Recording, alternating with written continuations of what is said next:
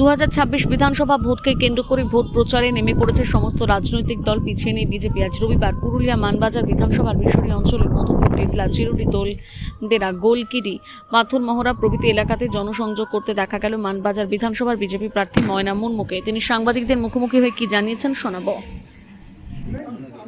ব্যাপক সাড়া পাচ্ছি। মানবাজার বিধানসভার সমস্ত জনসাধারণ চাইছে পরিবর্তন। তৃণমূল সরকারকে বিসর্জন দেওয়ার জন্যই মানবাজার বিধানসভার মানুষ প্রস্তুত আছে। আমি যেখানেই যাচ্ছি প্রত্যেকটা মানুষ দুহাত তুলে আশীর্বাদ করছে, তারা পরিবর্তন চাইছে, বিজেপিকে চাইছে। সকাল থেকে আপনি কতগুলো গ্রাম ঘুরলেন এখন পর্যন্ত? সকাল থেকে আমাদের সেই 9টার সময় শিডিউল, পরপর অনেকগুলা গ্রামে আমরা ঢুকছি, মানুষের ব্যাপকভাবে সাড়া পাচ্ছি। এই প্রচার আমাদের সন্ধ্যা 6টা পর্যন্ত চলবে।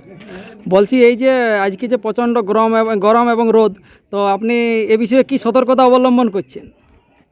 দেখুন, আমরা পুরুলিয়ার মানুষ, আমরা খেটে খাওয়ার মানুষ।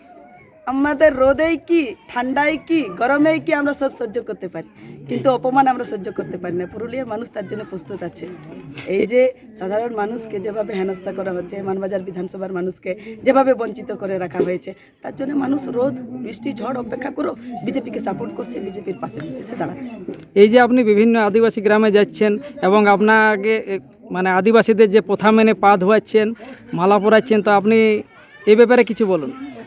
দেখুন, মানুষ আমাদেরকে চাইছে, স্বতঃস্ফূর্তভাবে তারা এগিয়ে আসছে, আমাদেরকে আপ্যায়ন করছে, আমাদেরকে যে আমাদের আদিবাসী সংস্কৃতি হিসাবে যে জল ঘটি, কাঁসার ঘটি, সে কাঁসার ঘটি দিয়ে আমাদেরকে বরণ করছে। মানুষ আমাদেরকে, বিজেপিকে চাইছে, আমাদেরকে চাইছে।